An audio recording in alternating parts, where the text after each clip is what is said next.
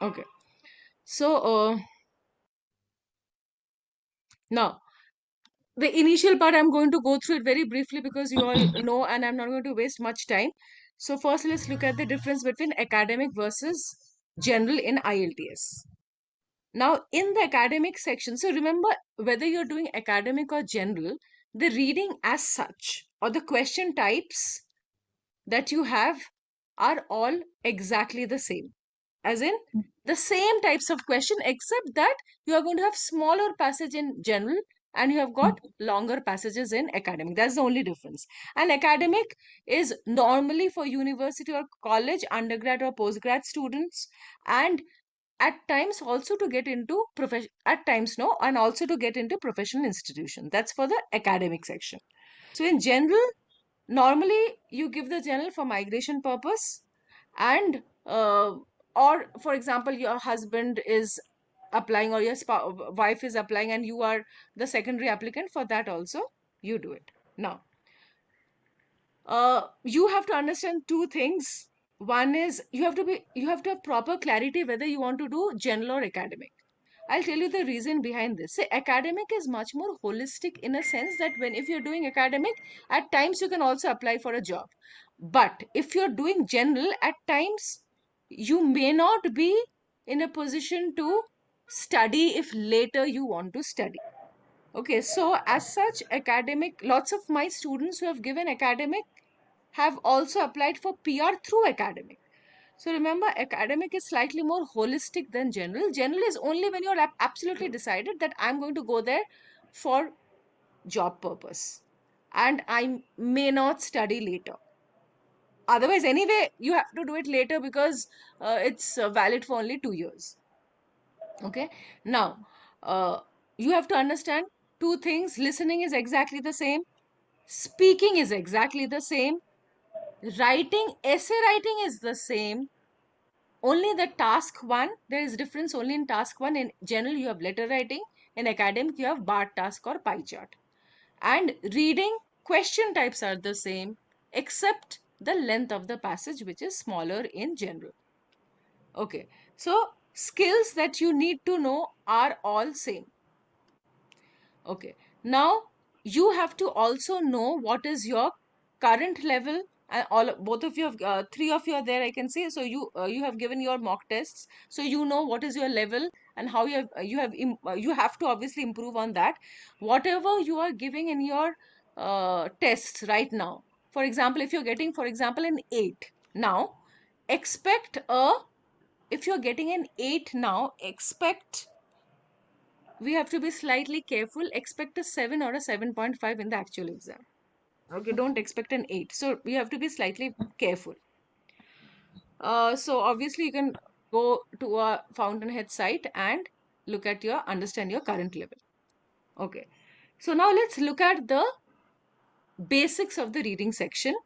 Three long passages, and if you look at any of the passages, you're going to see that the length of the passage is almost 2 pages. Okay, between 500 to 700 words, pages, and each passage will have, the first two passages will have 13 questions per passage. Passage number 1, 13. Passage number 2, 13. The last passage will have 14 questions. So it's always 13 plus 13 plus 14. That is in the academic section. 13, 13, 14. So that's the way they come up to 40. Whereas in general, you're going to get a lot of smaller passages of 6 questions, 7 questions. So it's a total of 5 passages.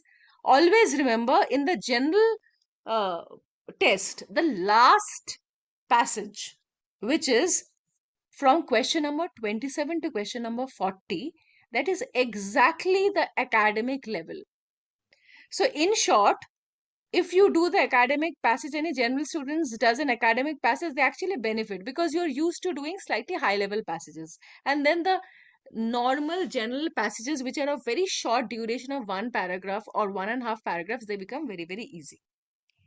Now, the passages will have some complex vocabulary and sentences. Like today, whatever we are going to do, I'm also going to tell you how it's going to benefit your writing and your speaking section, how you should try to do a bit of multitasking from the reading passage, pick up words and use it in your speaking and also in your writing section. So you should, I want all of you to have a notebook ready so that you can write it down.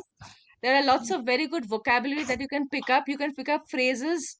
So remember, when we are doing writing, actually, I'm also going to do a bit of reading with you. When I'm doing reading, I'm improving your vocab, teaching you sentence structure apart from the normal reading section. Okay.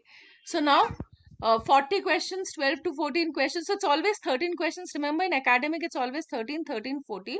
And in general, it'll change. And you have exactly 1 hour. Now, one thing you have to remember. At the end of the timer, 1 hour, the computer will stop responding.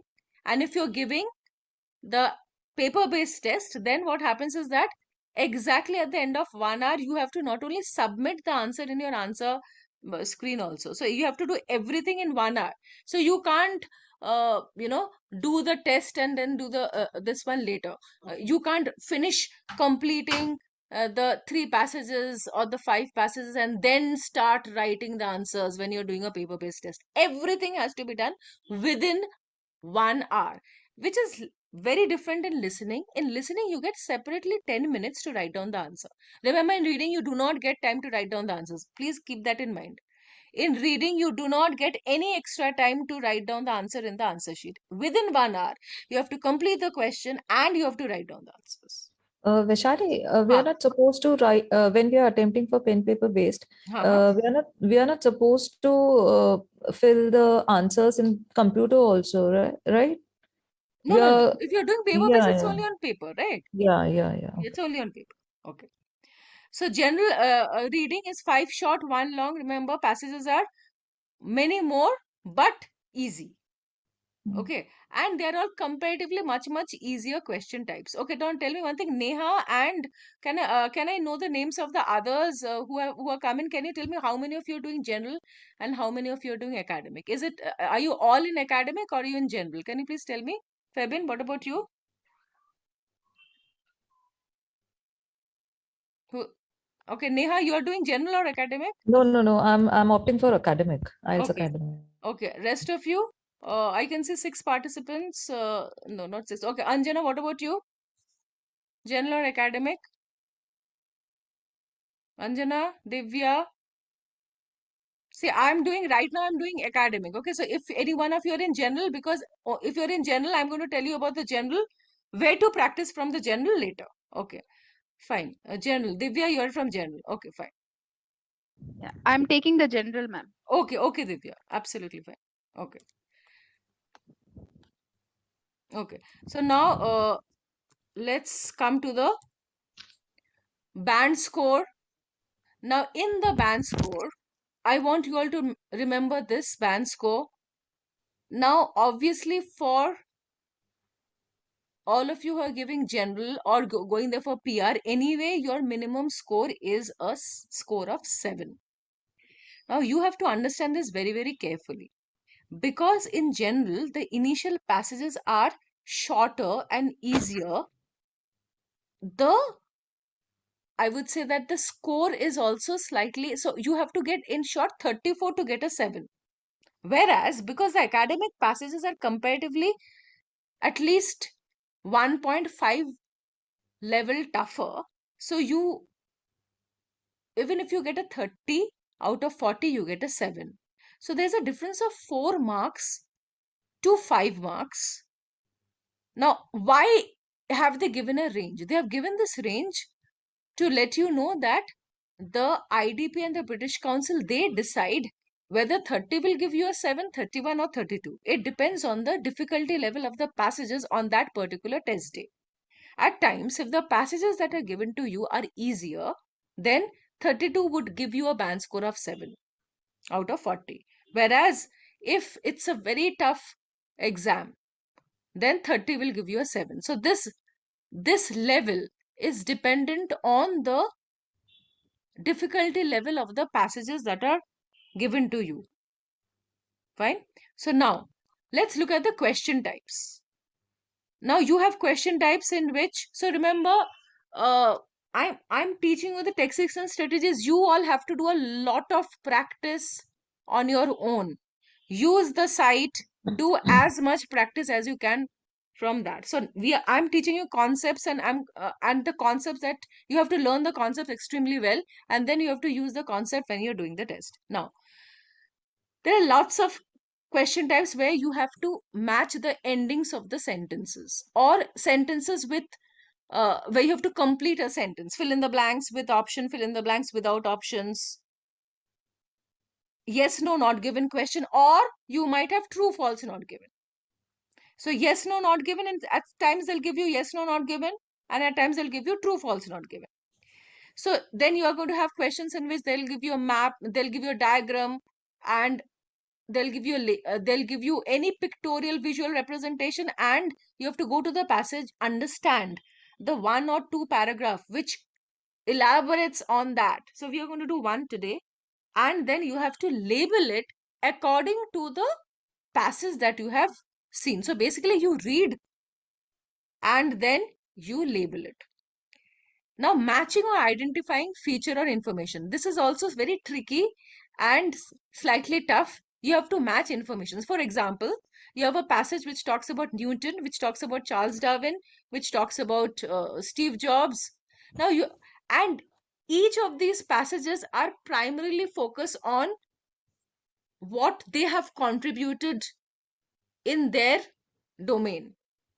They are jumbled in the paragraphs. You have to match and identify features or information. This is a very simplistic version of what you're supposed to do. At times, the names of scientists are there. You have to match it with the discoveries. At times, dates are there. You have to match. So at times, names are there. You have to match with dates. At times, dates are there. You have to match with what was done during that time. So some features or some information, and you have to match. Remember, the most important part of reading comprehension in IELTS is management of time. So if you ask me what are the most difficult sessions of IELTS, it is writing task 2 and reading comprehension. So writing task 2, that is your essay writing section and your reading section.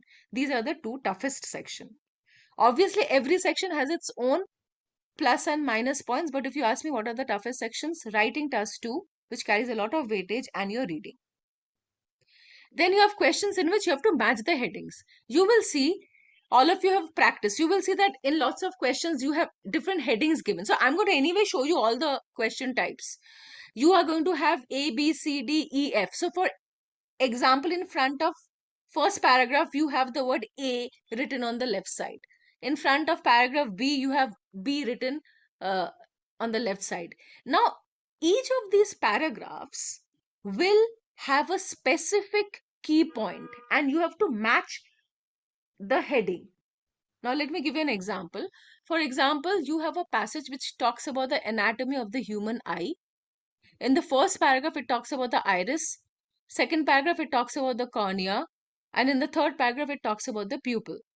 So the entire passage has a basic same framework that is talking about the eye, but each of these paragraphs have a specific title or a main point that they are addressing. So you have to, in short, identify the key feature of a particular paragraph. So the cornea paragraph will have a heading which will relate to, for example,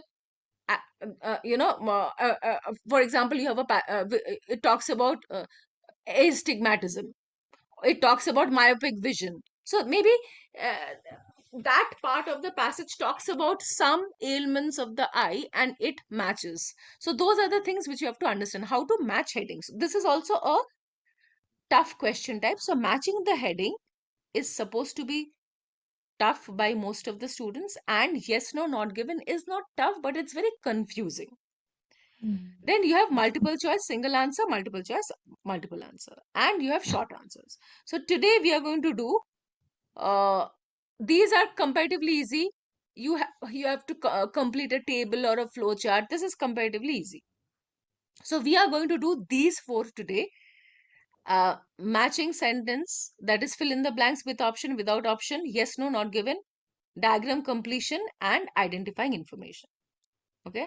So now let's if you look at this passage, so this passage that I'm showing you, first I'm going to teach you the art of the first basic step of reading comprehension. The first basic step of reading comprehension is the ability to understand how do you read. You have exactly 1 hour to do 40 questions, irrespective of whether you're a general candidate or a academic candidate. You have 1 hour to do 40 questions. Now, the first step is, how do you read the passage? Am I going to read slowly, one word at a time? By the year 2050, nearly 80% of the Earth's population. Or do I just read the starting line? Or what am I supposed to do? Am I supposed to scan, as in reading in depth? Or am I supposed to skim, read once? Or am I supposed to look at the question first and then come back to the passage? So you might have a whole lot of ideas, as in which would be the correct way of reading the passage. So you have to understand the best technique is always the technique which is termed as SQS, which is skimming. I am skimming, question, scan. You first go through the passage very fast. Whether it's a short passage or a long passage, go through it very fast. When I say very fast, what does it mean? Always remember, whenever you're doing a passage, always look at the heading so that you understand that what is the passage all about. For example, crop growing skyscrapers. So immediately you know that it's talking about skyscrapers, so tall buildings, and crop grown on tall buildings. So immediately you have to connect. Okay, fine. So this is a passage. So I have a passage which talks about crops in skyscrapers. Now, paragraph startings are definitely very important, but the most important paragraph is always the first para, because in the first para you introduce the topic to the test takers. Now, if I read the first para very well, it says by the year 2050, so you know it's a projected score, it's not about past or present. 80% of the Earth's population will live in urban centers. So because they will live in cities, and if you try to apply the conservative estimate, you will see that the population will increase by 3 billion and we need this much of new land. So I'm not really reading word by word. There's something called cluster reading. You have to tune your mind and your brain to do cluster reading. So cluster reading is when you do not read word by word, but you focus on maybe 3 to 4. Right now I would tell you to focus on 3 words at a time. 3 words, 3 words, 3 words. I should fall in the middle of 3 words. So here, for example, Earth's population live in urban. So the way your eye, you have to focus on your peripheral vision. I'll just give you an analogy. You're driving or you're riding. You're looking straight, but still you know what's, at least you have a brief, slightly shadowy idea about whether you have a car on the left side or a bike on the right side. So that is called peripheral vision. So you have to expand your peripheral vision. In short, you cannot look at one word and only focus on that. You have to look at 3 to 4 words and focus, and with total concentration. It will take time, but the rule is cluster reading, as in you don't read one word at a time, but you read it in clusters. By the year 2050, now for example, if I'm going to read this paragraph, I'm only going to say that, okay, throughout the world, land, only 80% of the land was suitable for crops. Now, 15% were wastelands because of poor management practice. So what can be done? So I did not read word by word, line by line, but I know 100% of what the passage is saying. Now, for example, the third para, always focus on the starting lines of paragraphs also, because they give you the idea as to what that paragraph is talking about. It talks about indoor farming. So remember, when you're reading also, the, and, of, for is unnecessary words, try to eliminate. Don't read also only. Focus only on adjectives, adverbs, and verbs. So you see, remember, this requires a bit of training. Initially, you'll find it difficult, but this is the concept. It's called cluster reading. Number one. Number two is that don't go back. For example, you have read the concept of indoor farming is not new since hothouse production of tomatoes. Now you think, okay, what is this? Can I again go back? So that is called regression. You should not be regressing. You should always go in the same order. Don't regress and go back to the previous question. And then you should focus on what is important, like many believe. So some believe, many believe. So the author is not talking about his perception, but he's talking about what others believe. Many believe an entirely new approach. So you're talking about the indoor farming and an approach to the new farming. So in short, read the passage first very well, then look at the question, and then come and scan. Okay, so that's the technique that you're supposed to do. Skim, question, scan. Now, so this, to start with, this is a passage which talks about indoor farming or crops. Now, if I'm going to go to the next slide. So now let's look at, why am I not able to go? Okay. So now let's look at, yeah. Now if you look at this passage, now let me teach you the key to do a text completion or a sentence completion with options and without option. You will read the sentence. After you read the sentence, you will look at the keywords. So keyword is some food plants including dash are already grown indoors. So immediately after you have done the basic skimming, you will go back to the passage and you have to see either the word or the synonym of the word. You have to get used to finding out synonyms of the words. Remember synonyms, especially when we're doing yes, no, not given question, you are going to see synonyms are very, very important. Now, for example, suitable, instead of suitable, they might give you something which is proper. Okay, so they might not give you the word suitable. So you have to understand, okay, suitable is for proper. Now, you have the word detrimental for society. I'll show you. So now also remember this passage was an average passage, so you did not have too many difficult words. Now, for example, you want to talk about uh, any form of going down, reduction, drastical reduction. Dramatic is always for rise. Drastic is for fall. So for example, academic task 1 you're writing, drastic fall, dramatic rise. So drastic is always to goes in a like subside. Okay, drastic reduction. So pick up words and see whether you can use those. Now instead of saying dry, if you say arid, obviously it becomes better. So you have to read. Now look at this. Along the way, we despoiled most of the land. So that's a very good word. And you have lots of vocabulary that you can use. So always pick up words while you're doing this also and try to see how you can use it. So what is the meaning of the word despoiled? So the moment you have a word, I want you all to start using the dictionary, or like actually you should use the dictionary and write down the vocab, because instead of separately having a vocab session, it's always best when you do it while doing the reading section. So what is the meaning of despoil? You're spoiling. In short, the church was despoiled, plundered, robbed, ravaged. So that's despoiled.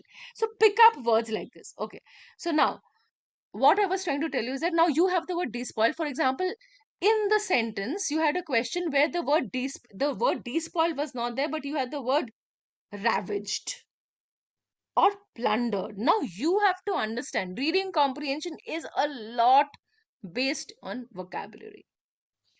You have to be aware of synonyms of words. Once you're aware of synonyms of the words, you will find it quite easy.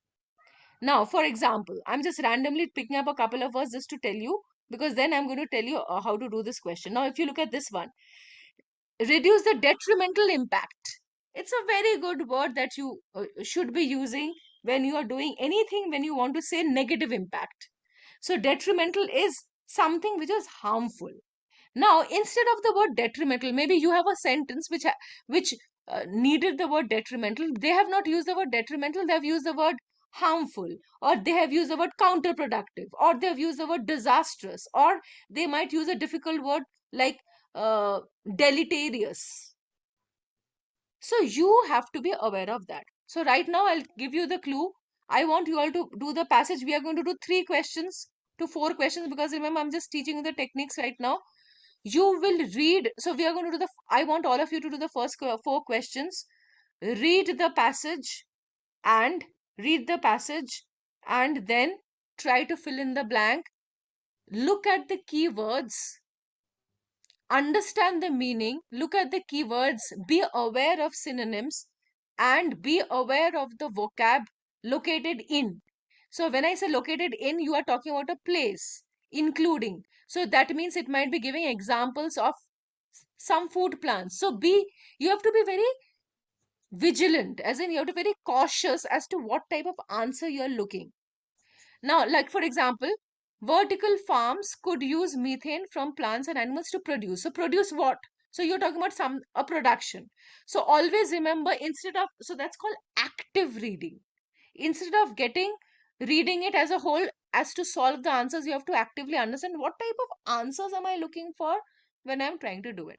So now I want all of you to read and do the first 4 questions, then I'm going to discuss the entire passage with you. Come on, please.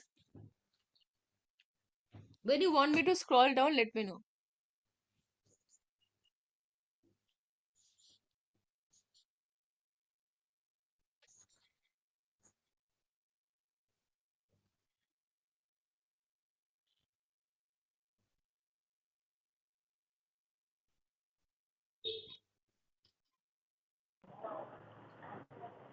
Ma'am, could you please click on the slide once again?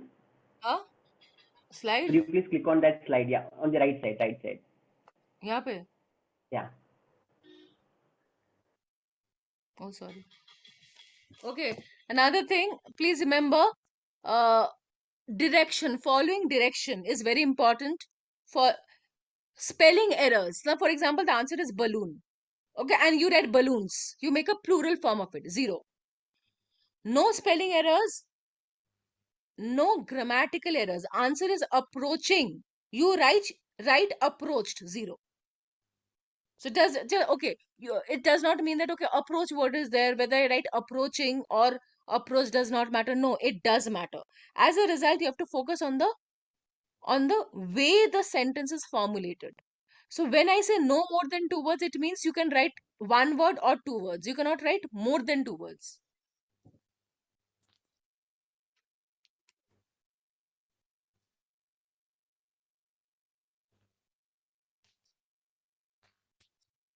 Can there be more than one answer where No. a correct answer? No, never, No. never. Vaishali, can you just scroll down a little? Yeah, sure.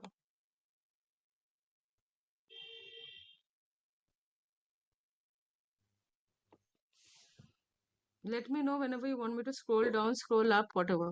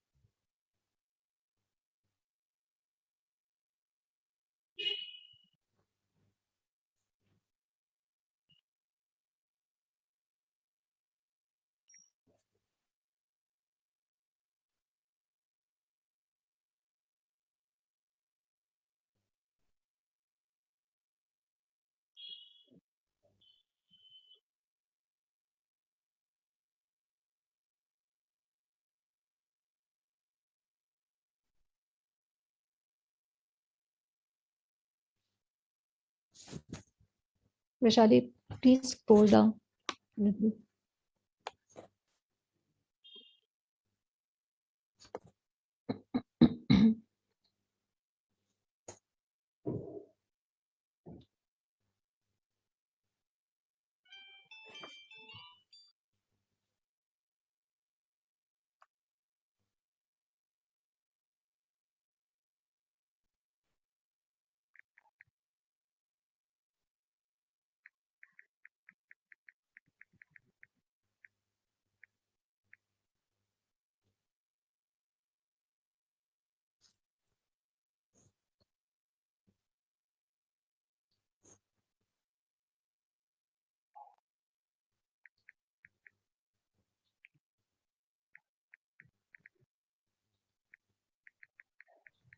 Let me scroll down a little.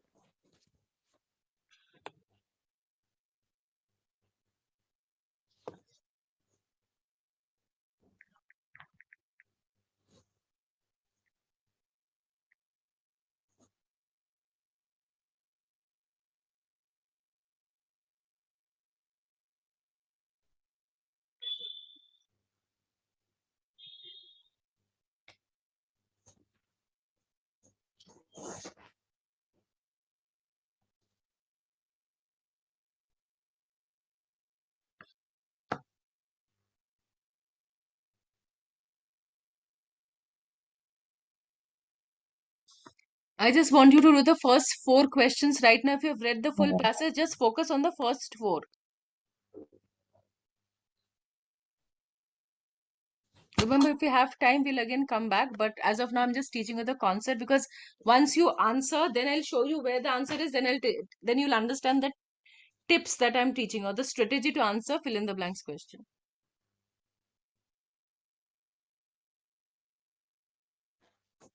So I'm going Done, back. Monali. Yeah, Yeah. I'm going back to the first. Yeah. So just look at passage till here. Yeah. And answer the questions. See, normally, remember one thing, any question type, that's also another clue for at least fill in the blanks and yes, no, not given. If the first question, for example, is in para 3, okay? Now the subsequent questions will be after that. It will never be before that. So it always follows in a chronological order. So the you have to ensure that your first question is right. Then everything will be after that. It's never jumbled. Here it's never jumbled. There are some question types which is never jumbled, and this is one such question type. So try to get the first one and then look underneath.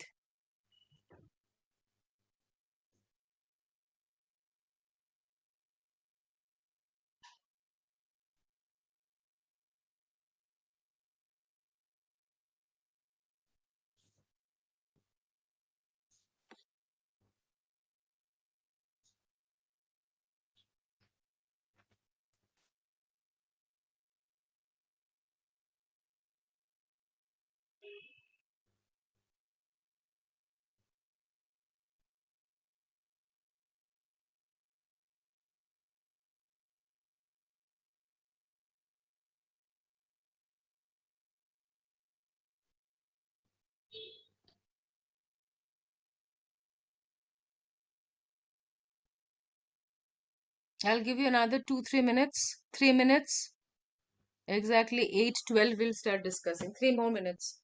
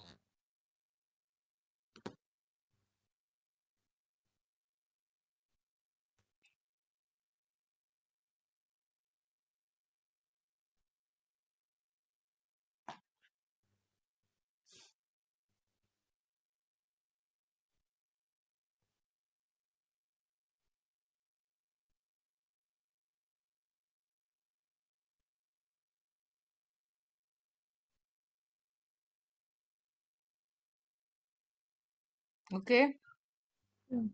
I'll tell you the answers first.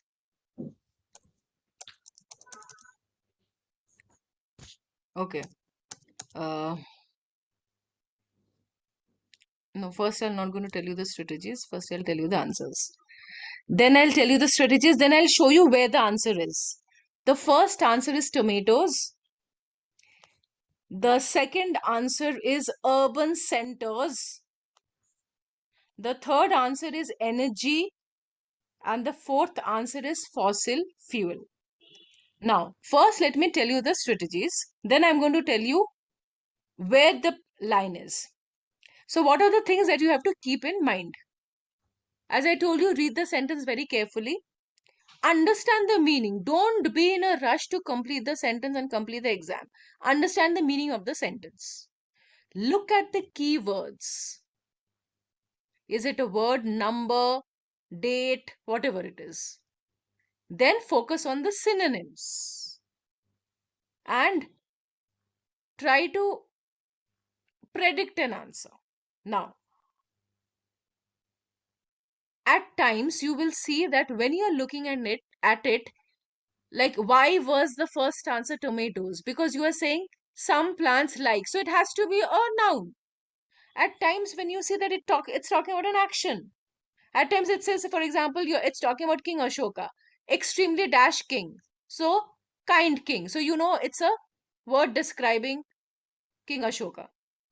Or he won the match and triumphantly. So triumphantly is an adverb modifying winning. So you have to understand. Firstly, obviously, see noun and verb, none of you have a problem. So what's an adjective?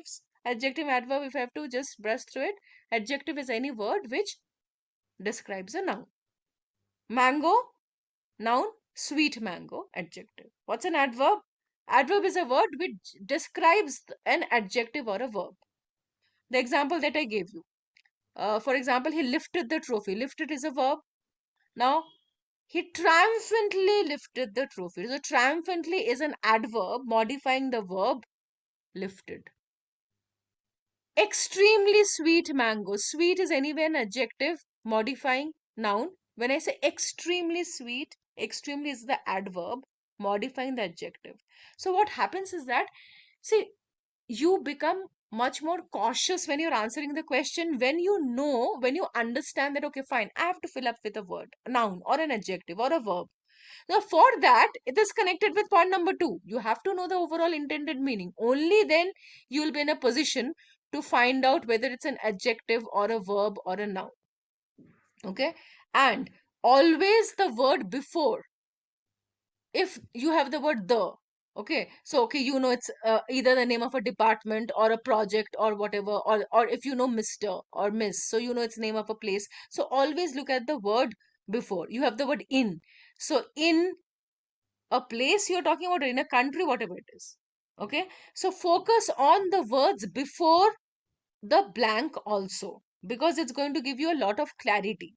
So remember, you have, and now this rule is applicable to all the fill in the blanks questions that you have, okay, with options. So why did I start with this question? Because you have a whole lot of questions with blank, without blank, ending, starting. Okay, so as a result, you have to follow these rules. Now, also, at times, if you're getting, so Neha, you were asking me the question that can we have two answers? At times, if you find out that, okay, fine, I feel that I have got two answers can fit in, and you will focus on the tone of the passage. Now, what is the meaning of understanding the tone of the passage? For example, I'm reading a passage which talks about Einstein's theory of relativity, and it talks about ingenuity, dexterity, skill. So you have lots of positive words throughout the passage. So you know that, okay, this passage itself gives a positive feel and a positive tone. So I need to look at a positive word. Whereas you have a passage which talks about environmental concern, matter of great concern, climatic, you're talking about ozone layer depletion, melting of ice cap. So the entire tone is negative. So then you choose a negative word. So understand the tone. So this you're going to do when you're reading the passage initially. That's the reason, remember, skimming is very, very, very important. Immediately skim. see the concept that I normally teach, play the role of a journalist. The journalist will ask all WH questions: what, why, where, when, and how. So active reader is one who keeps on asking the question, what is the passage all about? Why is he mentioning this? How is he trying to uh, explain this? So what, why, if it's a historical passage, which you're not going to get actually in IELTS, where? But at times you talk about different projects and they give you different dates. So obviously, though it might not be a history passage, but it's a project related passage. For example, the next passage that we're going to do, it's on a bridge. Okay, so where, when, that also matters. So now I'm going to tell you the first 4 questions, where are the answers. So now let's go back. So the clue here was indoor farming. I want you all to start reading, listening actively. So all of you who told me to go down, you did not actually have to go down that much. Answer was in started. Answer started from indoor farming. Fine. So now basically when I tell you, the answer started from indoor farming, because indoor farming was the starting, the heading of the paragraph. Now, if you look at it, some food plants, including tomatoes, are already grown inwards. Now, why is the answer already grown inwards? You have to look. No, I'm not trying to show you synonyms. At times, synonyms are also very, very easy. Now, if you notice here, it says the concept of indoor farming is not new. So, it means already. So, it was a very simple synonym, not new and already. But you have to also understand synonyms need not be very, very difficult. It is a very easy synonym, are already, not new. Okay, now since hothouse production of tomatoes, here itself the answer is here. And other has been in vogue for some time. So are already grown inwards, and you are talking, and if you read the sentence of food plants including tomatoes, so they're giving an example. So that was the first answer. Now the second answer. So first what I do is, so first clue was here, you look at the heading if you have. If you don't have, then you have to hunt. But when it becomes comparatively easier and you have a heading, most of the time you may have a heading. It becomes easier for you. Now next is, you will look at the word. What am I going to look at? Vertical farms would be located in. So you're talking about a location. So I will, in my mind, I'll think, okay, fine, I'm talking about a location. And it talks about something, meaning that there would be less need to take long distances to customers. Okay, so now you have to look at this. So I will straight away look at keywords. Am I finding an exact keyword, vertical farms, here? So the second and third sentence are to do with vertical farms, and the vertical farms start with one proposal is for vertical farms. So I know that I'm going to start reading from here. Fine. So when I'm starting to read, the concept, so it starts with vertical farm. The concept is of multi-story building in which food crops are grown in environmentally controlled conditions situated in the heart of urban centers. Situated in the heart of urban centers, they, as in vertical farms, would drastically reduce the amount of transportation. So, vertical farms would be less need to take long distance. Reduce transportation, located, situated. Distance, transportation. So remember, easy synonyms, very, very easy synonyms. But they're still synonyms. They're not the same words. Once you understand this major concept, the concept of synonyms in IELTS reading, you're reading and you practice, it becomes very easy. Remember, these are some of the basic fundamentals of reading in IELTS, focusing on synonyms. So located, situated, and transportation distance. Again, let's look at the third question, vertical farms. Vertical farms could use methane from plants and animals to produce. So you're talking about production. So now let's straight away go, if I find the word methane. So you have to focus on these parts very, very carefully. Now, at the moment you have a noun, it becomes easier.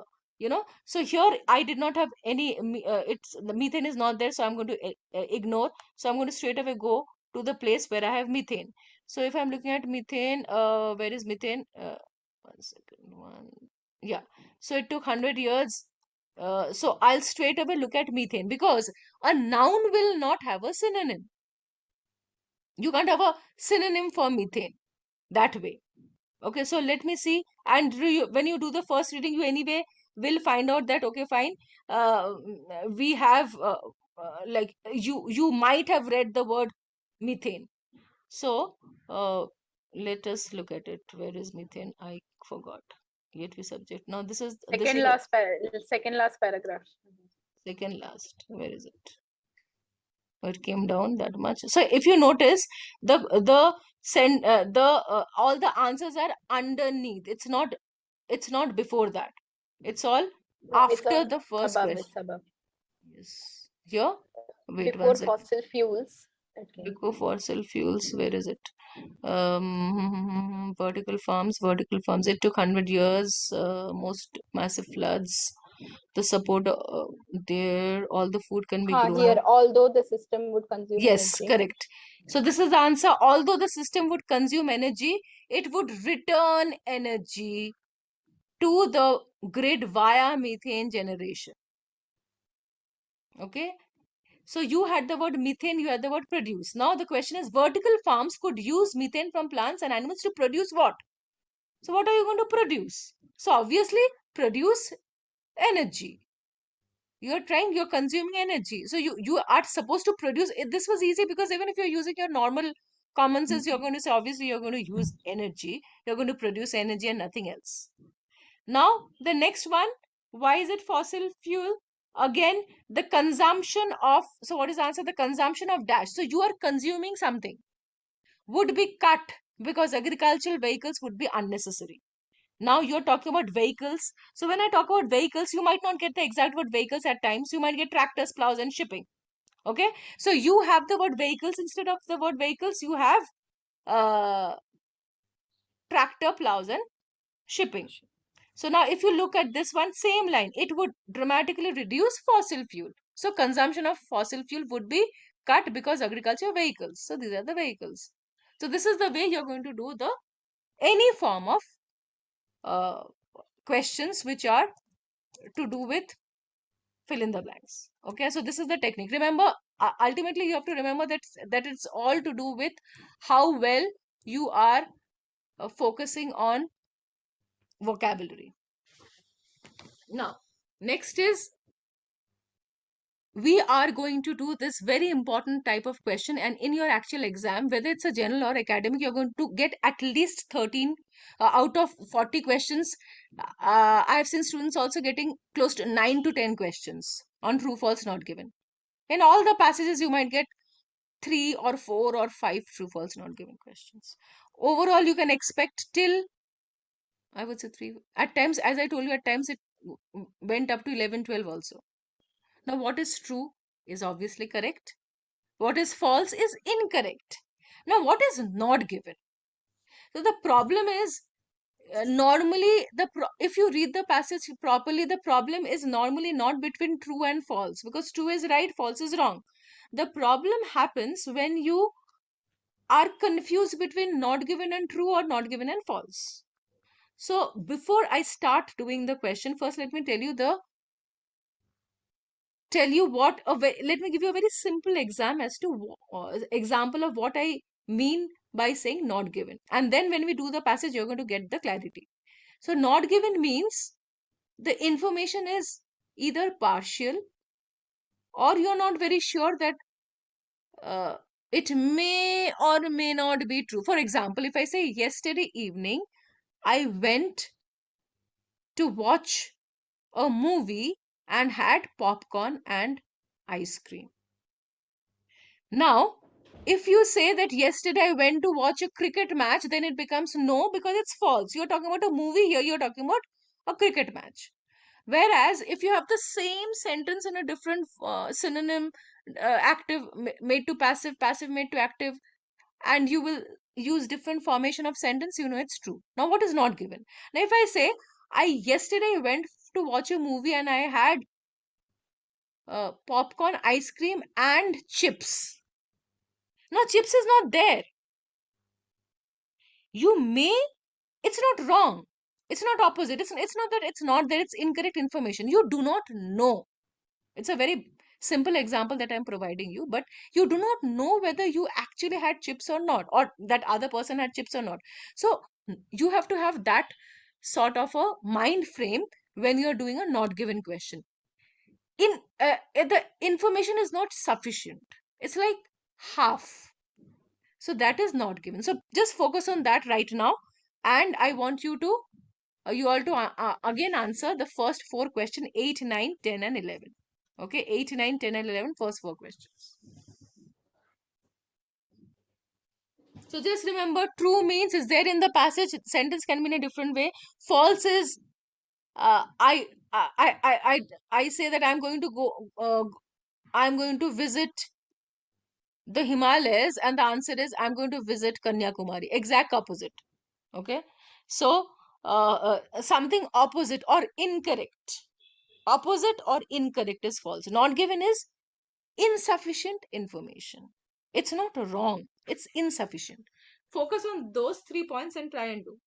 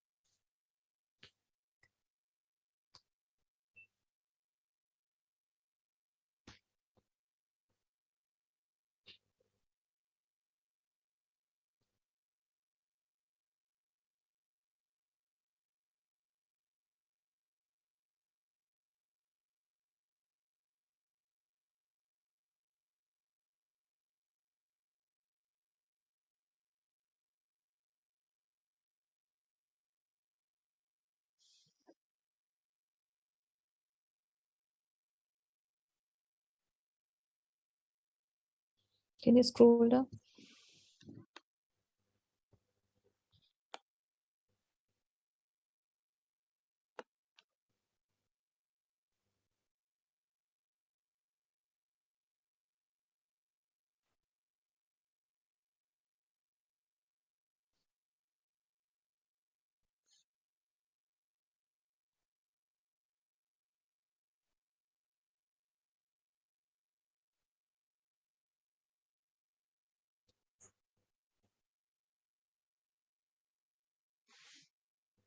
You all wrote something?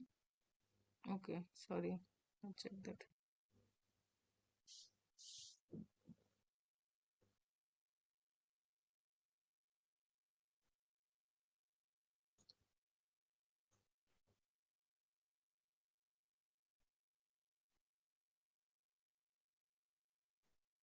Please scroll.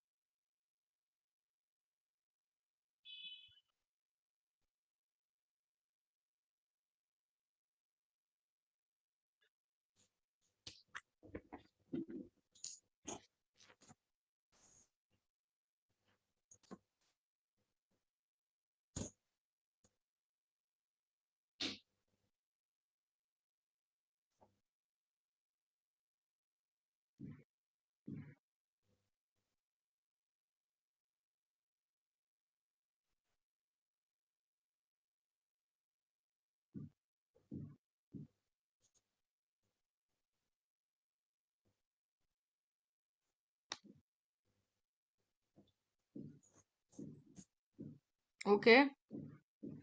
8 to 11, right? Can we discuss? Let me teach you. See, ultimately, remember, everything boils down to one thing, understanding where the line is and understanding the question, the first basic step. So now if you look at the first one, method for predicting the Earth's population have recently changed. Okay. So now, if you notice, the first line itself says that applying the most conservative estimates to current demographic trends, the human population will increase. Now, applying the most conservative estimates, it does not say that whether it has recently changed or here they're just so either information is incomplete or this does not match this. Are the methods are so here remember always adverbs play a very important role. All the ly and y forms are whenever you have a word with an ly or a y form, y ending with like very good, very y, or recently ly, tremendously, extremely, they're all adverbs. Adverbs play a very important role in your true false not given. Recently changed. Now recently changed, or it's not even mentioning anything about the change. It's just saying that you are trying to make a conservative estimate to current demographic trends. It does not say that whether it's recent or it is not recent. So as a result, the answer is not given because it's incomplete information. No information about recent change in population prediction is given. So estimate, again, if you look at it, estimate is predict, population change is demographic trend. Look at the synonyms. Demographic trend, population change. So you have to be very, very cautious about the vocab. Don't ever expect that you're going to get the same words. Next one, why is it true? Human beings are responsible for some of the destruction to food producing plants. Now, poor management practice is there, and you say we despoiled. Remember the word which I was telling you, we despoiled land. So plundered and plagued, where is it? The despoiled part which I did with you all. We despoiled, which is what is new? When you will. It took humans 10,000 years. Yes. Yes, it- Along the way, we despoiled. So it is true. Yeah. Next, the crops produced in vertical farms will depend on the season. Will it depend on the season? In fact, it says it's wrong because it says that the main advantage that it says is that it's not dependent on the season because any time of the year you can do it because it's artificially controlled. It requires artificial light. So you do not need the crops. So you do not need. So when you say the crops produced in vertical farm will depend on the season. So if you look at the starting, the author is saying that It's there. sustainable production of safe.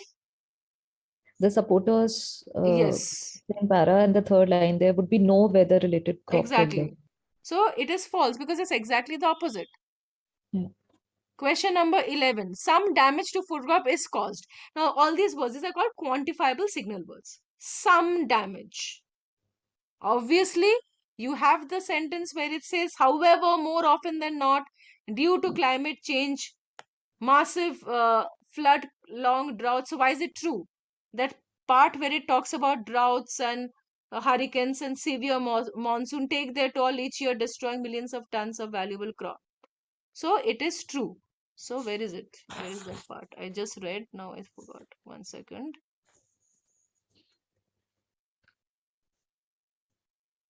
This is the last part. 1 second. Yeah, here.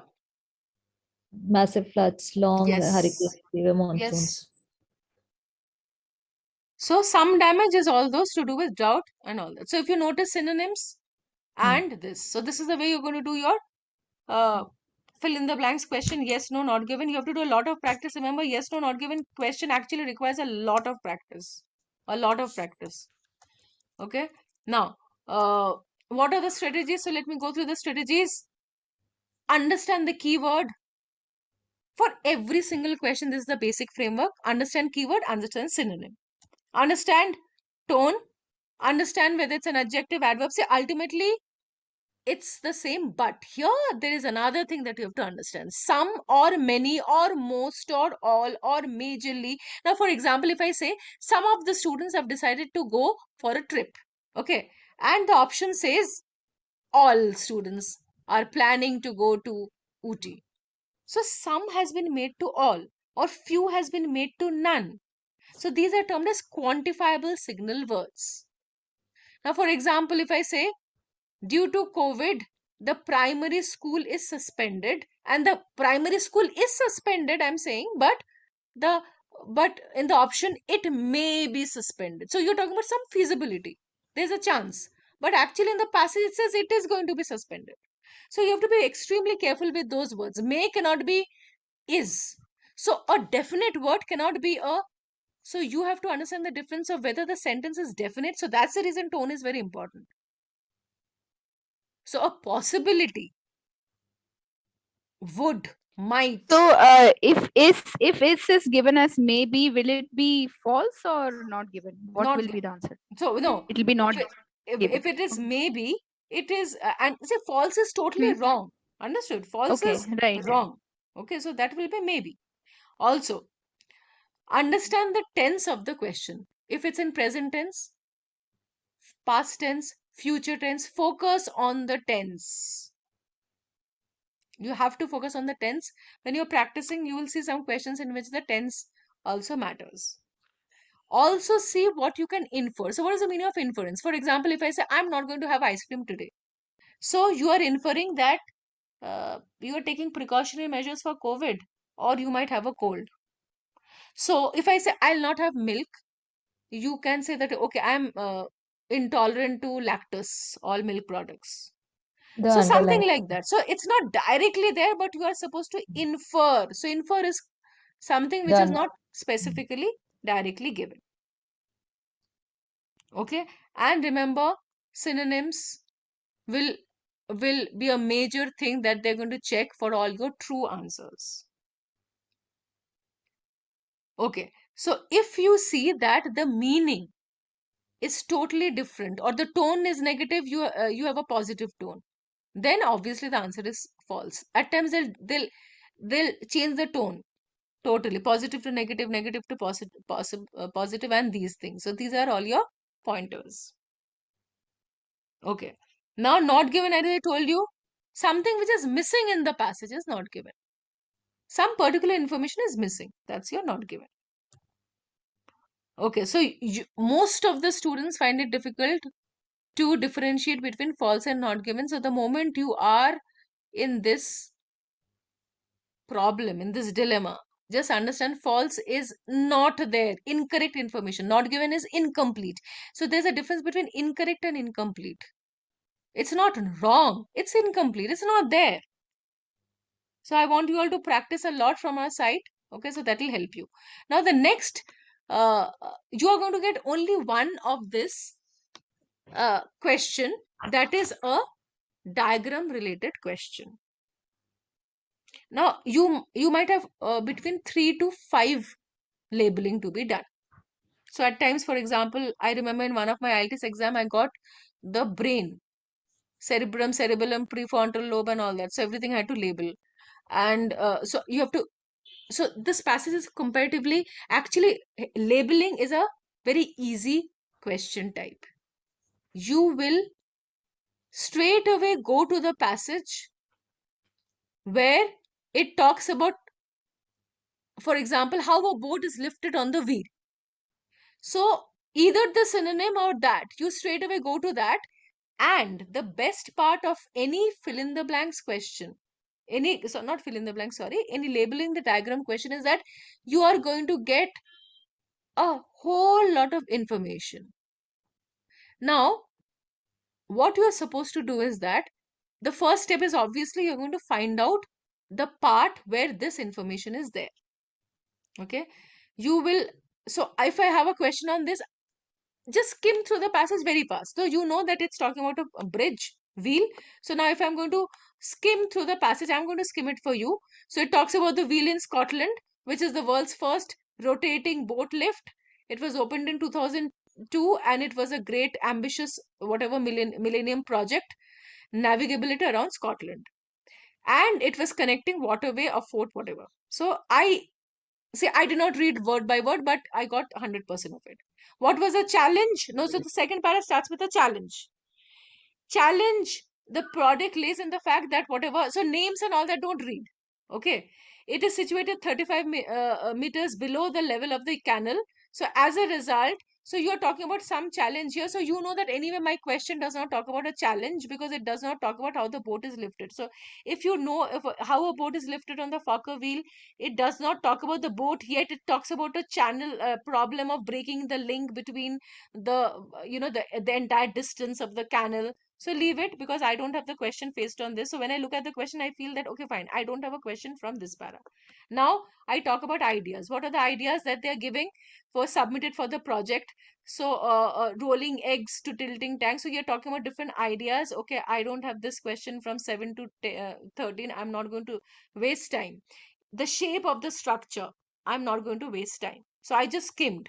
Now, yeah, here you come to construction. So you know that, okay, it might start here, it might start later.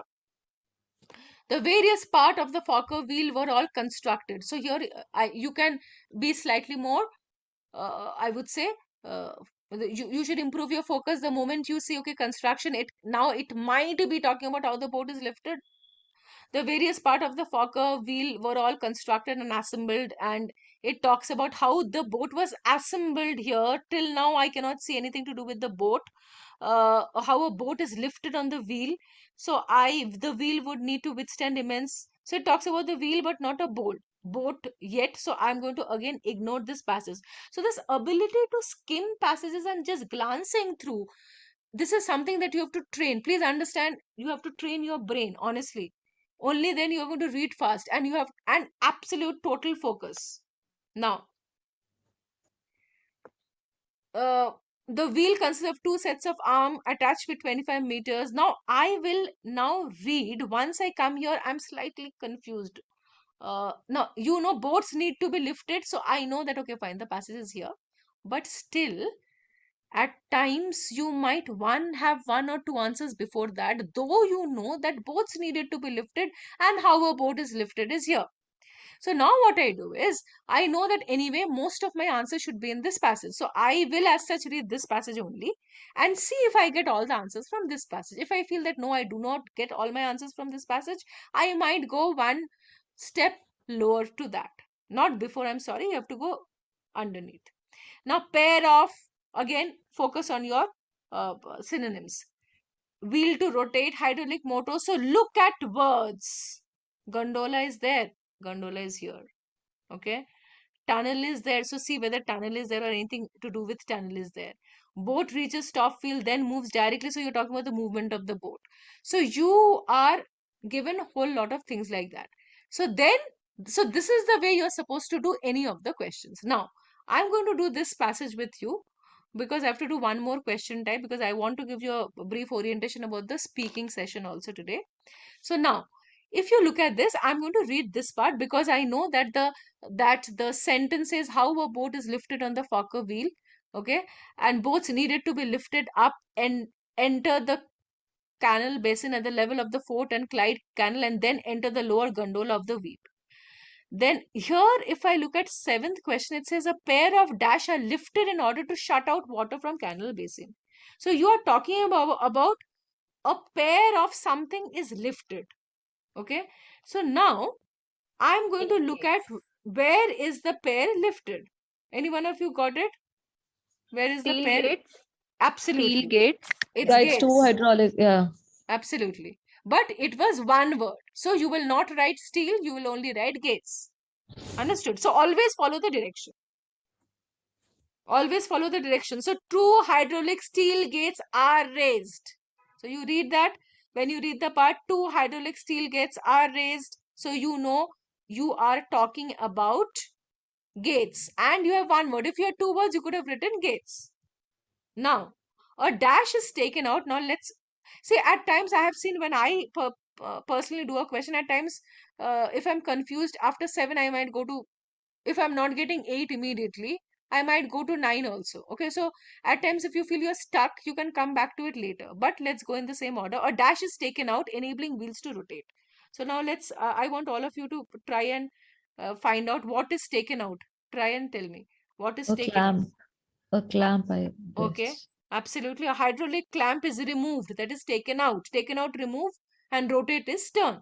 A hydraulic clamp is removed, allowing the wheel to turn. Hmm. So, a hydraulic clamp which prevents the arm is removed, allowing the wheel to turn. So, turn, rotate, taken out, removed. So, ultimately, if you look at it, it all boils down to one thing: ability to recognize synonyms of words and understanding the core meaning. We'll do one more. Hydraulic motors drive.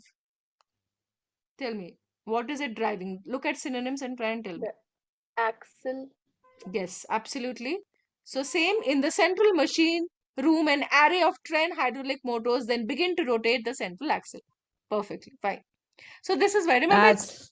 yeah. So Yeah. remember, it is not at all, it's like it is actually a part of text sentence completion question itself. Okay, but I thought that because it's a diagram and you all might feel that, okay, is there a specific technique to do a diagram question? That is the only reason I picked that up.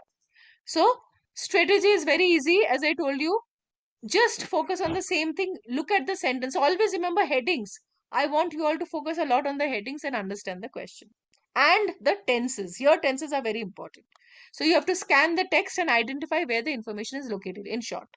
Okay, straight away scan, understand where the information in, and then you read in detail to find out the answer. Remember, spelling mistakes, singular plural is very important. Fine. Now, the next question that we are going to do is, the last question type for today is, when you focus on information, matching the information. Okay, so matching the information question is what we are going to do now.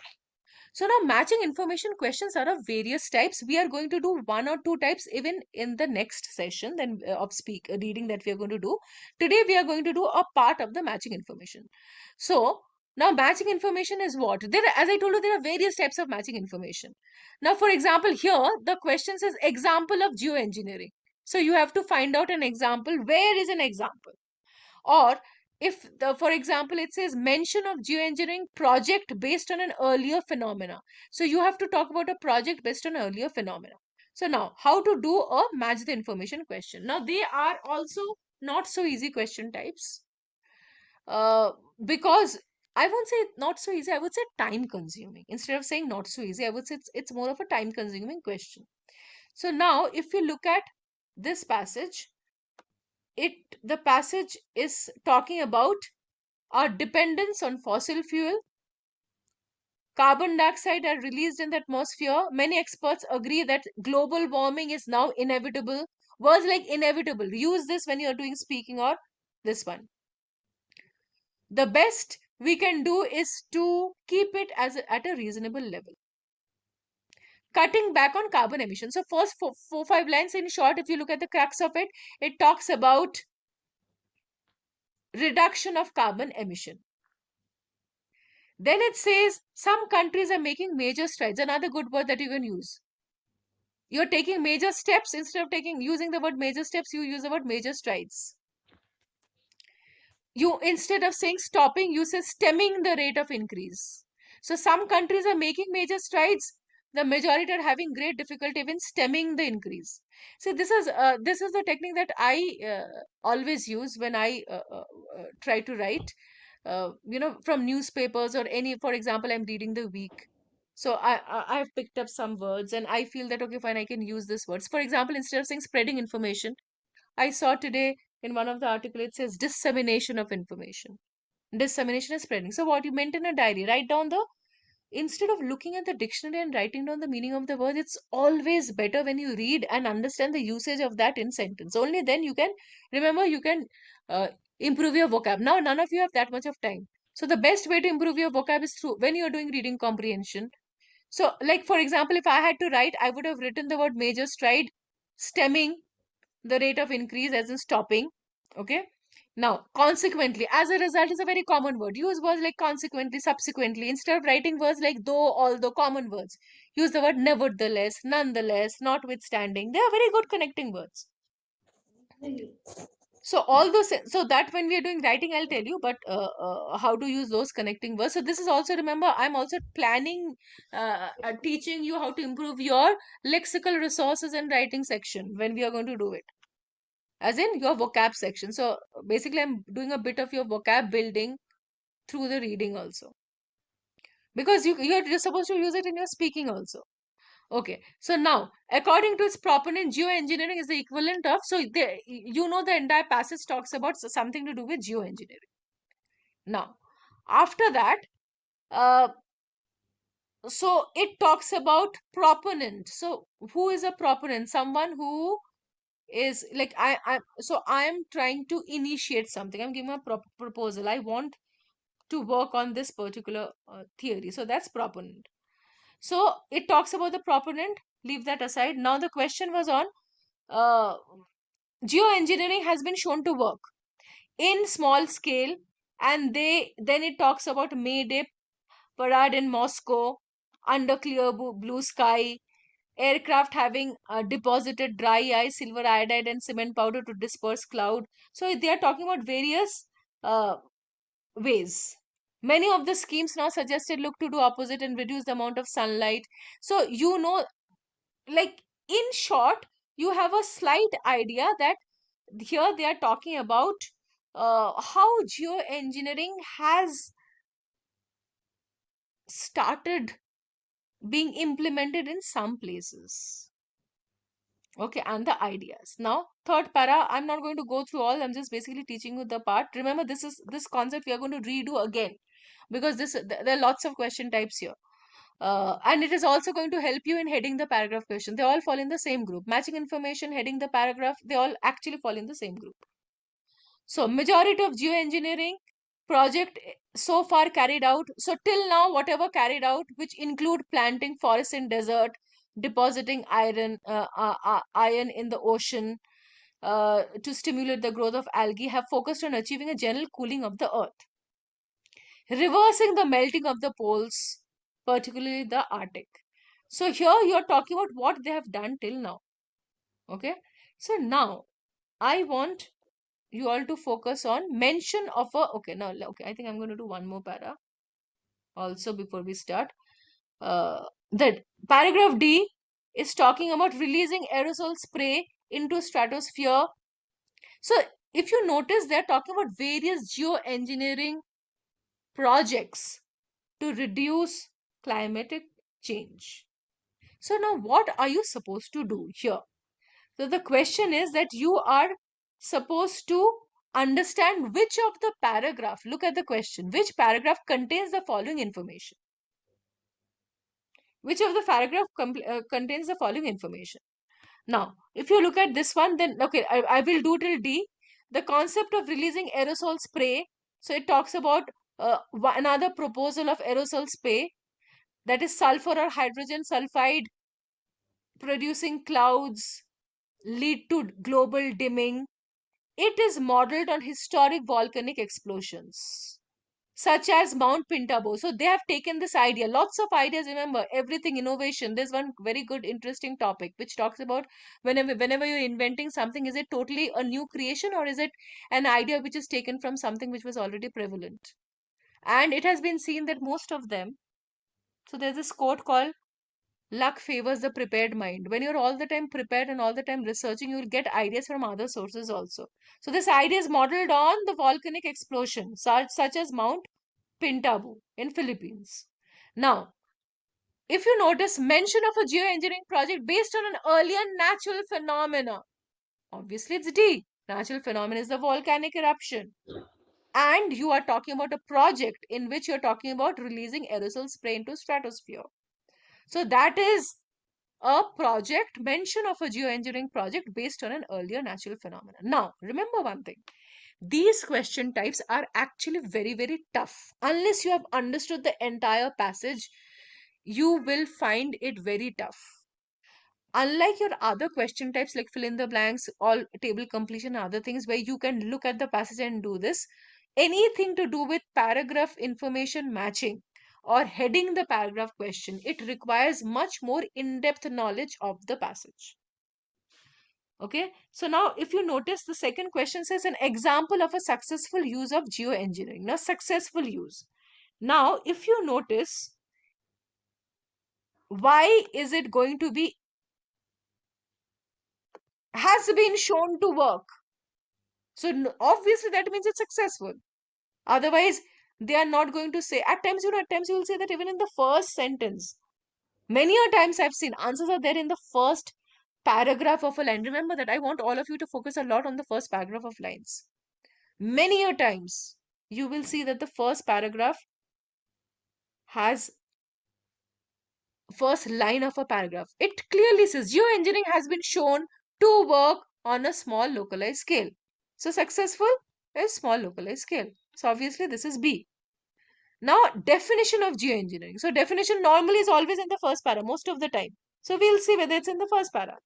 So normally whenever you have questions like definition, I've seen the answers are there in the first para itself. Geoengineering, a term which refers to, very clearly it says, a term which refers to the intentional large-scale manipulation of the environment. Okay, so that's your, this one. So in short, remember, we again redo this. I want you all to practice this for the next few days. See, you, whenever you're practicing from the side, do everything. But I want you all to focus on these question types a lot, because you will understand that, you will understand the importance of reading in depth, and also focus on vocab. Pick up the words like replenish. Look at the word replenish is another word I would have used. Okay, if I want to use something. So it's modeled after. So it's very important whether you're doing a letter writing or your task 1 or task 2, essay writing. Vocab plays a very important role. Otherwise, it's very difficult to get an 8. Okay. So, so what is the strategy? You have to find out what information is there in the passage. Every paragraph, key idea. So I gave you the example, cornea, pupil, and iris. You have a passage on third world countries. Poverty in third world countries. One paragraph on Bangladesh, one paragraph on Somalia. So maybe each of the paragraphs are talking about different attributes, but each of them are talking about an impoverished or impoverished societies. For example, poverty stricken or poverty poor. Instead of poor, you should not even write the word poor, you should write impoverished. Okay, so always understand, the clue is that understand the theme of the passage that you're doing. Any information matching question, obviously read the first line very well and try to get the theme of the passage. Okay, so this is the most important thing. First line is very important, and theme. And always remember, this type of question does not come in sequence. I want you all to remember that. It never comes in sequence. Any paragraph information matching question, unlike your fill in the blanks, unlike your diagram labeling, unlike your true false not given, any matching information never comes in sequence. Never ever comes in sequence. Okay.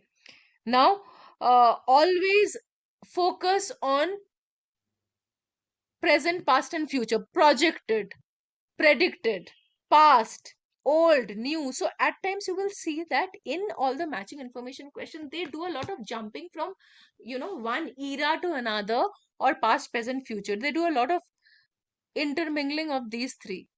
So be very, very careful when they are jumping from different centuries or different periods of time.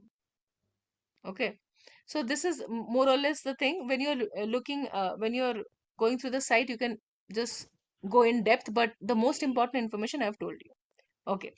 So now what we are going to do is, we will do a bit of speaking. Today we are going to, I'm just going to give you an idea, and because next day, remember, I'm going to ask all of you to give a basic definition, introduction of yourself. So speaking, exactly the same whether you're doing academic or general, you will be checked on 4 different criteria. How fluent you are, no stopping and all that. Okay, how coherent you are. So what does the meaning of coherence?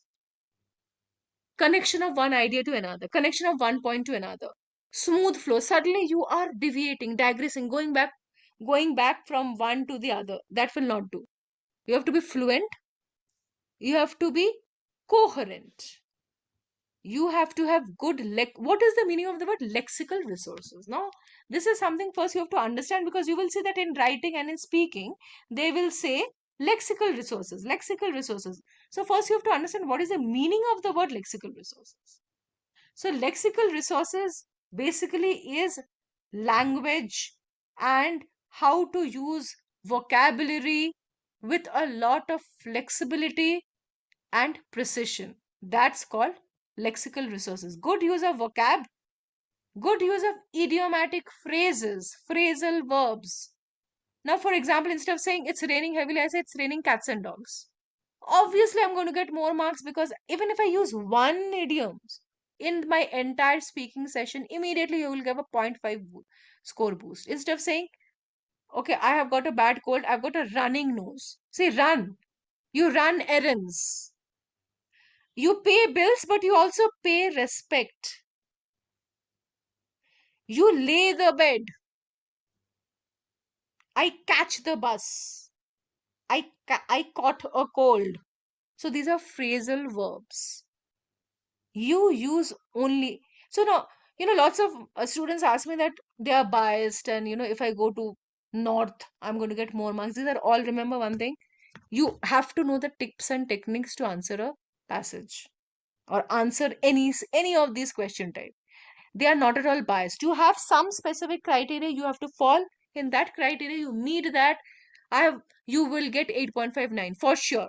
I have many students who get a 9 also. 8 in 2021, I've got at least 12 to 15 students who have got a 9. 8 is quite common. All of you can easily get an 8. But remember, fluency and coherence, lexical resources, grammar. You cannot make any, we call it as GRA. Grammatical range and accuracy. You cannot make any grammatical errors at all. The moment you make grammatical error in speaking, especially, immediately your marks are drastically reduced. You cannot have a mother tongue influence. You don't have to put on an accent and speak, but you cannot have a MTI. If you have a strong MTI, they are going to reduce your score. So these are the 4 different criteria, grading criteria: fluency, coherence. So obviously you have to have good ideas, only then you can be coherent. So remember one thing, unlike your writing where content matters a lot, here even if the content is not so strong, does not matter. Please understand that. Content, it's not task achievement in writing. When we're going to do writing, you will see task achievement, the part of writing is, it does matter. And it's very important. Here it does not matter. Your content can be quite average and still you can get an 8. But these are the 4 criteria that you have to mention. All of them carry equal weightage though. 25%, 25%, 25%, 25%. But I have seen that there's a slight in pronunciation, unless it's really strong, they honestly don't care. Okay. You have to focus on 2 most important thing is your ability to speak fluently and your grammatical range and accuracy. So these are the 2 things. Okay. So now the entire speaking is divided into 3 parts. The speaking would be between 11 minutes to 14 minutes. At times your exam can be completed in exactly 11 minutes also, and at times it can go up to 14 minutes. So there are 3 parts to it. In part 1, which is more or less like a warm-up session, in part 1 session, the part 1 session is approximately for 4 to 5 minutes, and you are going to be asked question like, tell me something about your family, tell me something about your home. So I have listed a couple of topics. When you have the time, please go through it and prepare on those. Okay, prepare on the topics which is there in the site. You can please go through it, the topic: home, family, I'll show you the topic. But basically, uh, you have to talk about yourself, about your family, about the transportation system in our country, and a whole range of topics, your hobbies, your work, your studies, and everything. The questions do not carry that much of weightage compared to session B and session C, part 2 and part 3, but obviously you cannot ignore it. The questions in part 1 should not be long. You should not be speaking for more than 2 to 3 sentences max per question being asked. Max. No way you will speak even 4 sentences. That's a lot. Actually, 2 is fine in some, most of them. In some, you can write 3. Before you speak, remember that there are 3 P's which are very, very important. The pace with which you are speaking, the pause, and the pitch. The pitch, you can't speak too softly, you can't speak too loudly. You have to know that I have to give a slight pause between sentences. How in a music, think about a musical composition, there are no pauses at all. The entire song is going on without any pause. Would you like it? No. It can be extremely melodious, you're not going to like it. Please understand that you have to pause. Okay? You have to pause in between. Pause does not mean that you're going to get lower marks. It's a part of fluency. Pace, little pause. Maybe a 0.5 to 1 second pause between sentences. And pitch, pace.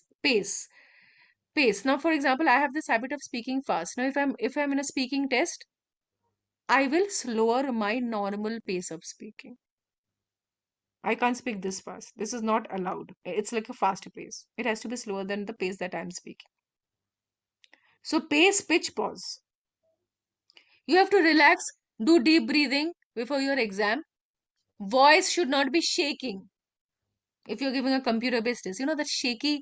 Yeah, have you noticed when you look at any of the musical Saregama or any of them, if someone is stressed, you will see that that breathing sound is going to come. So you have to learn to do deep breathing before you start the speaking test. Otherwise, your voice will shake. Drink water, do deep breathing, and then you do it. I remember in one of my exams, I totally, I was totally blanked out because my throat was totally dried, and I was very, that was initially when I started teaching. We were given free IELTS coupons to give tests. So anyway, you have to be very relaxed while you're speaking. Remember, do breathing. Don't learn to breathe while you're speaking, so that you don't, otherwise it becomes very rushed up. So that pace, pitch, and pause you have to remember. Content is not so important. Please understand that content is not so important. Don't get carried around. Okay, do not have much content. Does not matter. I won't say it's not at all important, but it is not very important. The points that I told you, grammatical range and accuracy, fluency, pronunciation, coherence, lexical resources, those are the important points. So part 1 is general. Part 2 is when you are given a card. So I want you all to practice a lot of part 1 questions. Don't practice part 2 questions till I teach you the technique. So part 2 question carries quite a lot of weightage. You are going to be given a card. The card will have a topic, and you will be given exactly 1 minute to prepare on the topic, and then you have to speak for 2 minutes. You have to speak till 2 minutes, between 1 and 2 minutes. You can't decide when do I stop. You should have enough content to speak for around 2 minutes. The examiner decides. That now you should stop, and he can stop you in the middle of a sentence. Does not matter. Don't get worried. If by chance the examiner stops you in the middle of the sentence, don't think that, okay, I have done something wrong. No, that's absolutely fine. That's a part of the speaking test. Between 1 and 2 minutes, the examiner can stop you in 1 minute 10 seconds, 1 minute 20 seconds, or 1 minute 50 seconds. That depends on the examiner. So don't think that if the examiner stops you at 1 minute 5 seconds, it means that you're doing the speaking badly. Not at all. It has no connection whatsoever. You will be given a card. So it's called a CUE, cue card session. Now it's almost like an extempore speech. You are given a card, you're given a topic, you mentally prepare. So this point we are not going to do today. You have Yeah, to sorry prepare to for this. interrupt. I have a question. So Sure. this is not going to be a recorded exam. Is it like a live exam, the speaking section? I If was you're not like um so there will be yes, a examiner yes, who will be talking, like it'll be a yes, live. Oh, okay. I yes, did not know that. One to one, right? Oh, okay. Yeah, I didn't know that. Okay. yes, yes, Thank you. absolutely, absolutely. So don't get stressed, okay? It's not Mhm. okay. So now the part three. The part 3 section is always connected to part 2. See, for example, if your part 2 question was about talk about your favorite restaurant. Okay, you will see that the part 3 questions will be all related to what type of food do you enjoy. So I'll just tell you what my daughter's question was, to give an example. My daughter's question was uh, talk about a person who you find as the most polite person. That was her two-card question. Okay. And her uh, uh, part 3 question was, what is the difference between rural politeness and urban politeness? How do people in your country show respect and polite? So all the questions were related to politeness and difference and politeness between your country versus other country and stuff like that. So it's much more broader, much more abstract. Okay. Remember weightage wise. I want you all to remember this. Weightage wise, maximum weightage part 3, then part 2, then part 1. It goes in reverse order. This carries a lot of weightage. In this question, in this session, part 3, you will give examples to support the answer. For example, if I'm talk about a weakness that you have.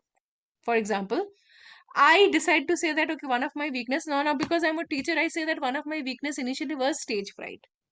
When I had to speak in front of an audience which was more than 75, 80, I would get nervous. For example, this is the weakness I have. Now, I talk about the weakness, but then unless I elaborate that by saying that, okay, I still remember that when I went to an engineering college, how my hands started shivering and I felt choked and all that. So I'm giving an example to support.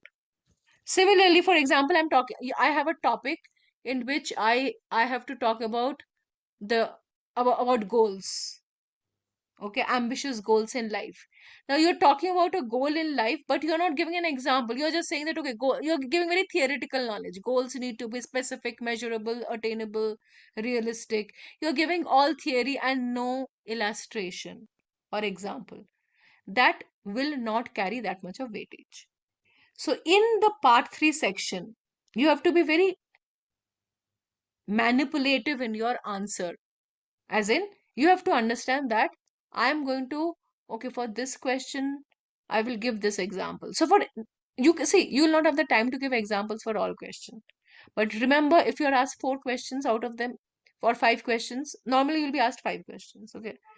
Out of 5 questions, you will, in 3 questions for sure, you will somehow connect and give an example. This works extremely well, providing examples to support the point that you have told. In part 2, you have to give a lot of tone, emote. I was flustered, annoyed. Okay, I was elated when our team won the match. So vocab plays a very important role in part 2 because vocab gives you an option of emoting. So that's why speaking, remember, grammar and vocab plays a very important role. So if by chance you make a grammatical mistake, you will don't you if you for example you understood that you made a mistake, you can immediately rectify that. Does not matter. In fact, if you rectify that, they know that, okay, fine, it was a faux pas, okay, it was just a mistake, so the student has understood that. So don't ignore it. If you have understood, just I'm sorry, actually, like you can just say that. Absolutely okay. Also remember, by chance if you make one grammatical mistake, don't think about that. Just either you rectify that and carry on, or for example you have not understood, then it's a totally different thing. But if you have understood I would say that always rectify that. It's always better. Don't ever read questions or buy books on speaking, model answers, and memorize them. There's a lot of difference between a response which is prepared, as in prepared, that is, you memorized an answer, and an answer which is something that you have used your heart and head. So no prepared response. You can take ideas, but don't memorize answers. So examiners are trained to spot this, and they will change the question, or they're going to give you 1 mark lower. So you were supposed to get 7, you end up getting a 6. So as I told you, pace is very important. Do not speak too fast because it will be difficult to follow. Okay. Do not speak too slowly. So space is very, very important. Develop is giving examples. Part 1, don't give examples. Remember, no examples in part 1. Part 2 and part 3. Part 2 and part 3. Vocab has to be varied. Grammar, simple sentence, compound sentence, complex sentence. I want all of you to go through simple, compound, and complex sentence, complex, compound today, because this is something which we'll be using in the writing session also. When I say wide range of grammar, Rahul Dravid plays cricket, active voice. Cricket is being played by Rahul Dravid, passive voice. Combination of active, passive, simple, compound, complex, everything should be combined. Normally, you're not supposed to use passive voice, okay? But I just gave you an example. Language is very important, very, very important. Lexical resources. So it says that examiner at times, so remember, content is not important, but the way you are articulating your thoughts, that's very important. If you do not follow a question, you can just ask for it. Absolutely okay. You can ask for a question twice. You cannot change the question though. Okay. But you can say that I'm sorry, I did not get the question. Like, can you please elaborate it? So they are going to use a different synonym. Now, for example, juvenile delinquency. Okay, one of the question. So juvenile delinquency is what? Adolescent crime. Now you do not know the meaning of the word juvenile delinquency, you can say that I'm extremely sorry, but actually I do not know the meaning of the word juvenile delinquency. They're going to tell you. They're absolutely okay. Remember, the marks don't get deducted, okay? The best practice, stand in front of the mirror. Initially, for the first 15-20 questions, you will stand in front of the mirror and speak. Next is, you will record your speaking and listen to it. The moment you record and listen to it, you're going to find out a lot of problem areas. Remember, the best method to do speaking practice is to record your speaking and listen to it. I would say the best method. Now, there are 2 types of fillers. One is called as verbal tics. When I say, keep on using the word basically, like I used to use this word all the time. Whenever I'm thinking, basically, all the time. So that's a filler. Same word using, or I think. Maybe 5 times in the entire essay, I've used the word I think. Okay, so all of you will have a tendency, you will see that to use one word more than 3 to 4 times. The moment you use it only once or twice, it's perfectly okay. The moment you use a word more than 3 times, it becomes a filler or verbal tic. So there are 2 types of fillers. One is a good filler. Good filler is, well, to answer this question, I would like to say that. So you have used it. That's a good filler. But same word. Okay, let me think about it. Again, in the second part. Okay, okay. Many a times you say okay. Or the matter of the fact is, again, something like that. You end up doing that. So only when you record, you will understand whether you're using a filler. So the filler is good. Don't make it become a verbal tick. Verbal tick is TICS. Lots of all those ers. You cannot have pauses. Always remember, breathing is very important. Very, very, very, very, very important. Breathe. Drink water before your exam. Now, pace I told you. Now, look at the sample questions. This entire few days, I want you all to prepare on these questions.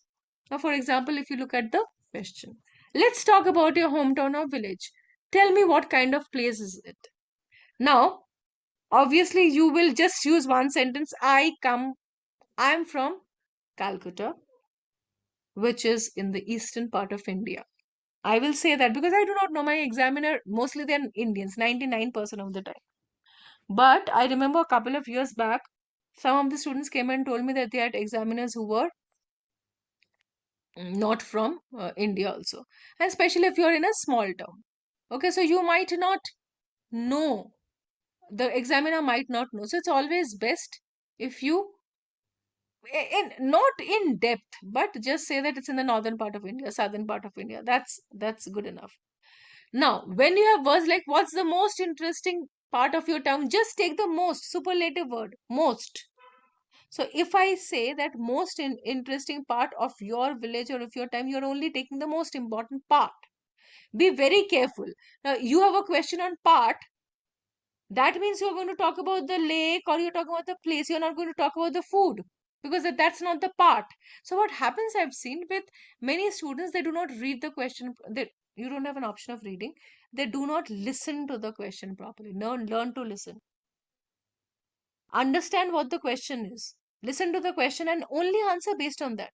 Now, if you have a question which elicits a response like, do you think you should use public transport instead of private transport? You cannot say, I think public transport. You cannot start with that. Yes or no. Start an answer with, yes, I think public transport would be, or no, I do not think.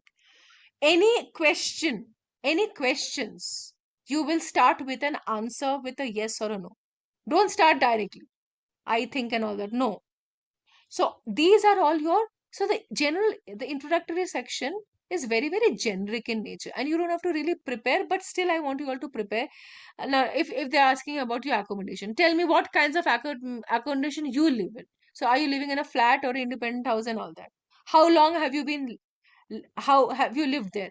So now this question will have only one line response. I have been staying in this place for the last 3 years because currently I have taken up a new job, something like that. Just one or two lines. Remember, I would say two, but in some questions, if you feel that, okay, fine, two, I could not really complete it in two, you use three. But honestly, I would say one or two in the initial question sessions. Okay. Neighborhood. Can you describe to me the house where you live? Now, here you might have to speak for 2 to 3 sentences, 3 sentences. What is there to do in the area where you live? See, what you should be doing is that from today onwards, right now, I want you to focus on only part one. All the questions in part one from work and neighbor and this and all that, you will just try to mentally first speak and then jot down the points. Always remember pen on paper. You will remember it better when you write it down. Holidays. What do you do when you have a holiday? But you have to keep in mind it's the first session. The same question type. If you had it in the third session, you had to elaborate it. Because it was in the first session, you'll only give 2 to 3 line max response. Why are holidays important to you? So now I can only say that, okay, holidays are important to me because it gives me an opportunity to relax and de-stress, especially today. Now, if it was I can give only a one sentence answer. Now, it was a cue card answer. I would have elaborated. I have a job which is highly stressful. I'm always caught up in the rat race of. So I elaborated. So you have to understand that whether you're doing part one or part two or part three. Now, depending on that, you have to decide. Part two has a whole lot of ideas which I'm going to tell you later.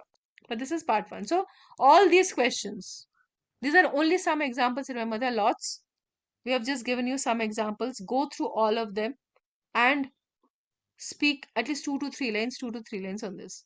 So that's it for today's session. Part two, we are going to do it later. We have it here, but we are going to do it later. Okay. So now I want you all to tell me if you have any questions, anything you want to ask. Please tell me.